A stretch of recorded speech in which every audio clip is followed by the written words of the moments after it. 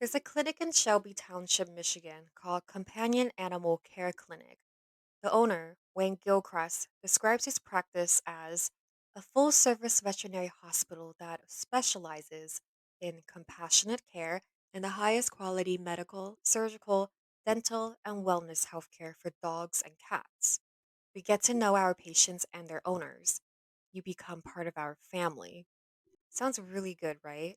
Well, you might not want to be a part of Wayne Gilchrist's family once you hear how Wayne treated one of his own furry family members.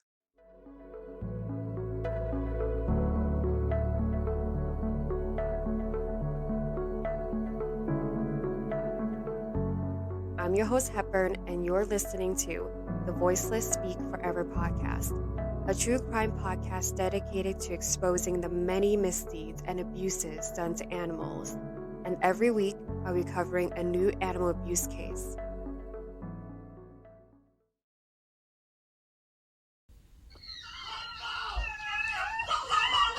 The thing's caught on her leash.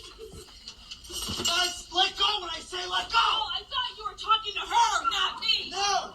Well, then say my name. What are you doing? Fuck out.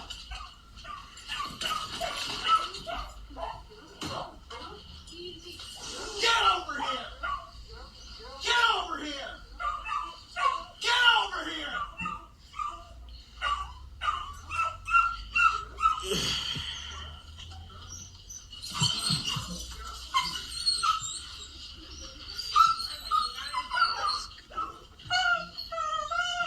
Some good shit. This is some good shit.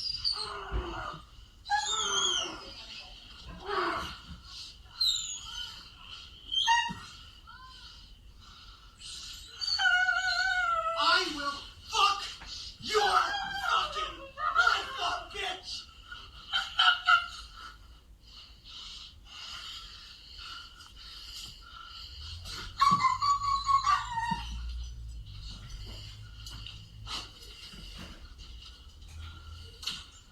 Get over here. Get over here.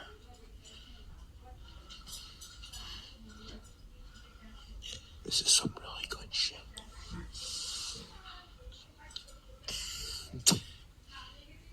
Get over here. Big shit. Leaving the frame. No, no, no. What I love. I'm coming. Don't open that door. Leave her alone. Leave her alone. I am. Outside. Is this over? Get outside. This video was taken on October 9th, 2022. The screaming comes from Wayne and his 5-year-old German Shepherd named Josie. Wayne grabs her by the neck to escort her out of a bedroom. He chases her down because he must, no matter what, punish her. He grabs Josie, slams her back against the floor so she is in a submissive position, and he holds her neck. He is moving her around the floor. Josie is crying. The scene gets worse because now Wayne is fully choking Josie. He just keeps screaming at her. He then lifts Josie's head up and slams it against the floor. Josie is finally let go. She aimlessly walks around the kitchen until she is let out. The video was released on YouTube by Wayne's own son on October 11th. It was 2 minutes and 34 seconds long. The boy didn't do this to document his father's anger management issues and abusive behavior toward Josie, but rather because he thought it was funny. You can hear in the audio that the son repeatedly says, "This is some good shit. This is some good shit," as if he actually has the taste to discern what good and real entertainment is. Appropriately, the boy disgustingly titled the video, "My Dad Uncut," LMFAO, Action, Drama, Comedy Film. Though I will say this about the son. Based on the title of his video, it doesn't actually specify Josie. It's all about dad. The uncut part suggests that Wayne has a facade of being a nice and calm guy in public and might be a decent dad some of the time too, but Wayne might have frequent outbursts like what he did to Josie in private. So Because Wayne might have a short temper and displays it frequent enough, the son might be coping with instability through inappropriate humor. On October 12th, the video vanished. It's unknown if the Sun removed it or if YouTube removed it. If it's YouTube, then that's great. When the video was posted, the intention was not to raise awareness, but was a form of animal cruelty promotion. YouTube, if they did remove it, means that they finally took seriously their own community guidelines. This doesn't always happen. You can report animal abuse videos, and YouTube will still keep them up because those videos have not betrayed their guidelines. But before the video was removed, it went viral, and one of the viewers recognized Wayne and reported him to animal control officers. The police were then alerted of it. When the police confronted Wayne about the video, he defended his actions, saying that he was merely disciplining the dog for behaving badly. Wayne said that the dog got into a fight with another dog, and before this, he never hurt Josie. So now, here's some differing media reports.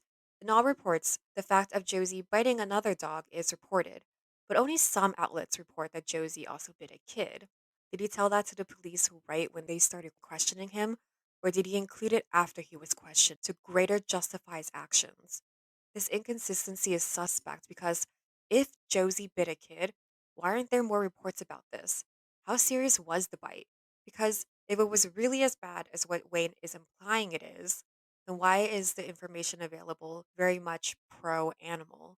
Humans are more prone to protect their own and condemn animals when incidents like this happen. Even the prosecutor in this case, Peter Lucido, was on the animal's side. Quote, Michigan law does not adequately address nor provide harsher consequences for the actions taken by the accused. I would welcome improvement to Michigan's animal cruelty statute and ask that you contact your legislators in both the House and the Senate to change the law in Lansing so these crimes can be charged appropriately. Animals are a part of our family, and anyone who sees animal abuse is encouraged to contact their local police department and report the incident. In any case, the way Wayne handled Josie's misbehavior is too extreme. Even if Josie did bite a kid, it obviously wasn't serious enough because this incident was not emphasized by Wayne or his lawyer. It was just a passing tidbit. Fortunately, Josie had no injuries and was taken into custody by animal control.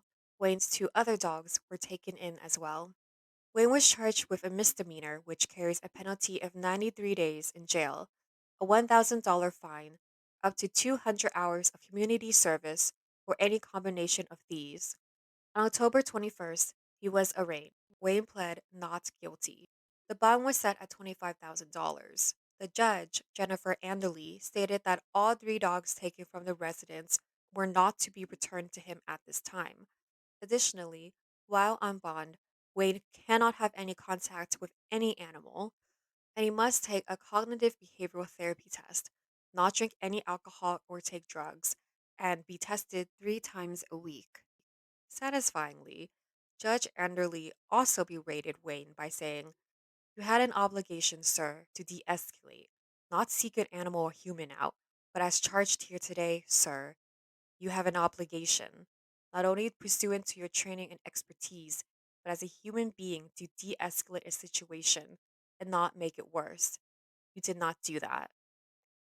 Frustratingly, his lawyer, Peter Stockage, is trying to get the videotape thrown out because it's hearsay. How is it hearsay if it's clear evidence of Wayne's actions? Wayne's lawyer is also arguing that Wayne was just doing an alpha role to discipline Josie. An alpha roll is an outdated training technique in which a dog is forcefully pinned to the ground on its back or side into a submissive position to remind the dog who the dominant one in the relationship is. Proponents of this technique say that dogs are wolves, and wolves do this. But wolves don't do this. It's not a natural behavior. Furthermore, dogs aren't wolves, so the proponents' arguments for this technique don't work. Rather, if someone wants a dog to behave better, non forceful training is best. An alpha role actually creates more bad behavior from the dog because they are afraid. Fear either elicits a freeze or fight reaction, and if it's a fight reaction, then the dog will become aggressive and defend itself. An alpha role only promotes distrust between the dog and their caregiver. Plus, the American Veterinary Society of Animal Behavior condemns the alpha role. As a vet, Wayne should have known this. If anything, his lawyer is only digging his client into a deeper hole by proving that Wayne is not only an incompetent vet, but is also abusive. His next trial date is December 16th. In the meantime, the president of animal rights group Sterling Legacy, Candace Shawnut, is advocating for Michigan lawmakers to make animal cruelty a mandatory felony for animal abusers and killers. She plans on going to the Michigan legislature in early 2023 to present her case. So I'll include her website if you want to know more about what Candace is going to do. Thank you guys for listening. As always, make sure you share the VSF podcast because this is one of the few, if not the only, podcast that puts a spotlight on animal abuse cases. Rate and review the podcast on wherever you listen to it. Email me anything you want me to cover at vsf.official.podcast@gmail.com and follow VSF's Instagram page, the VSF.official. Make sure you check out handmade crochet dog and cat toys, as well as bags for humans, on VSF's official website, thevoicesspeakforever.com. Until next time, toodles!